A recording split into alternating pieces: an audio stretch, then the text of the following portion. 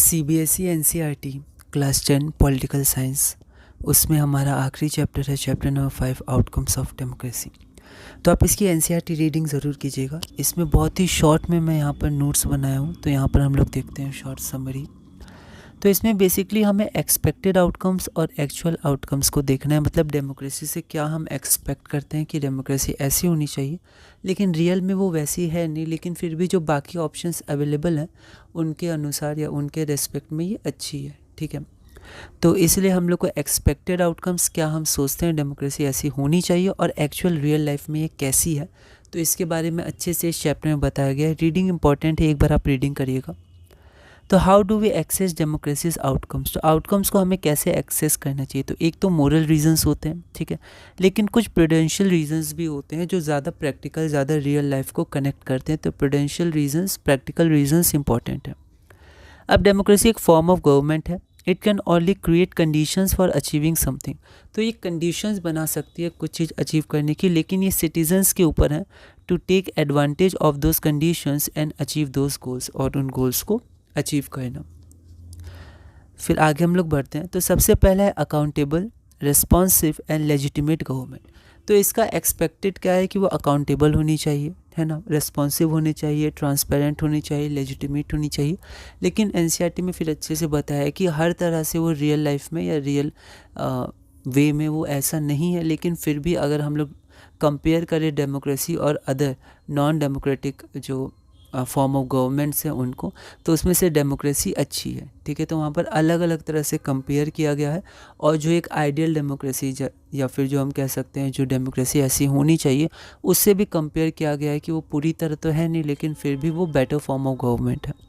उसके बाद सेकंड आता है इकोनॉमिक ग्रोथ एंड डेवलपमेंट। तो इसमें भी डेमोक्रेटिक कंट्रीज़ और नॉन डेमोक्रेटिक कंट्रीज़ के बारे में बताया गया, उसके बारे में समझाया गया।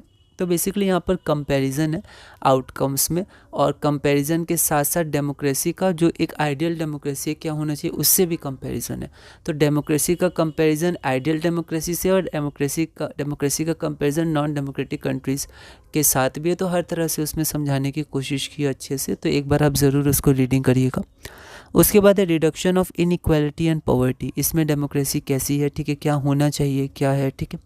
तो वहाँ पर ये भी बताया गया है कि जो इनइक्वालिटी है, जो इकोनॉमिक इनइक्वालिटी है, वो भी बहुत है, ठीक है।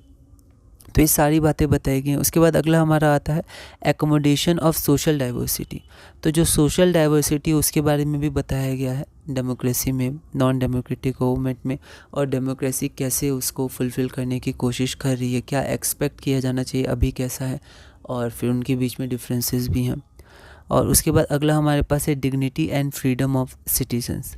तो जो डिग्निटी और फ्रीडम ऑफ सिटीजन्स है, ये बताया गया है कि जो डेमोक्रेसी का ये बेस है, मतलब every individual wants to receive respect from fellow beings. तो हर इंडिविजुअल रेस्पेक्ट चाहता है, ठीक है, and the passion for respect and freedom are the basis of democracy. तो ये डेमोक्रेसी का आधार है कि हर एक इंडिविजुअल को रेस्पेक्ट मिले, फ्रीडम मिले, वो डिग्निटी से जी पाए, है ना। तो ये सब डेमोक्रेसी में होना चाहिए, ठीक है। तो ये passion for respect and freedom. उसके बाद the fact that people are complaining is itself a testimony to success. और लास्ट में फिर बताया, कंपेयर किया गया है कि डिग्निटी, फ्रीडम हर एक सिटीजन्स को होनी चाहिए, ठीक है, और फिर क्या है, नहीं है, ऐसे करके पूरा कंपेयर किया गया। फिर लास्ट में ये लिखा हुआ है कि the fact that people are complaining is itself a testimony to the success of democracy. Testimony मतलब एक तरह से प्रूफ है सक्सेस का कि पीपल कंप्लेन कर रहे हैं डेमोक्रेसी में, क्योंकि डेमोक्रेसी की सबसे बड़ी हम लोग कह सकते हैं कि ये पॉइंट है डेमोक्रेसी का कि हम लोग जो लीडर्स हैं उनको खुद इलेक्ट करते हैं। पीपल्स अपने वोट के द्वारा खुद इलेक्ट करते हैं, उनके पास पूरा अधिकार है, उनसे वो सवाल जवाब कर सकें, या फिर अकाउंटेबल होना चाहिए, गवर्नमेंट खुद जवाब देगी, है ना। तो ऐसे करके वो क्रिटिसाइज़ कर सकते हैं और बता सकते हैं। तो इसीलिए कि पीपल कंप्लेन कर रहे हैं, तो ये एक प्रूफ है कि डेमोक्रेसी अभी सक्सेस कर रही है, क्योंकि it shows that people have developed awareness and ability to look critically at the power holders. तो पावर होल्डर्स को वो क्रिटिसाइज़ कर सकते हैं, ठीक है। ये डेमोक्रेसी का पॉइंट है, इंपॉर्टेंट पॉइंट है कि डेमोक्रेसी में पीपल सेलेक्ट तो करती हैं, साथ में क्रिटिसाइज़ भी कर सकते हैं गवर्नमेंट को, और कंप्लेन कर सकते हैं, ठीक है। तो ये बताया गया है डेमोक्रेसी का। तो बेसिकली अगर आप इसको पढ़िएगा तो इसमें कंपैरिजन किया हुआ है आउटकम्स में कि क्या एक्सपेक्टेड आउटकम्स हैं और क्या रियल लाइफ में आउटकम्स हैं, और साथ ही साथ डेमोक्रेसी के अलावा कोई और फॉर्म ऑफ गवर्नमेंट होती है जैसे मोनार्की या फिर डिक्टेटरशिप। तो इन फॉर्म ऑफ गवर्नमेंट से कई जगह डेमोक्रेसी बेटर है, और इसलिए वर्ल्ड के कई सारे कंट्रीज़ डेमोक्रेटिक हैं, अपने आप को डेमोक्रेटिक कहते हैं और इसकी तरफ आ रहे हैं। तो इसलिए ये सब बातों से डेमोक्रेसी को बताया गया है कंपेयर करके। तो इसी के साथ हमारा ये चैप्टर पूरा होता है। बेसिक में हमने देखा, समरी देखी, और हम लोग इसके क्वेश्चंस भी करेंगे, और धीरे धीरे क्लास 10 सिविक्स या पॉलिटिकल साइंस हम कह सकते हैं, उसमें हम लोग आगे बढ़ेंगे।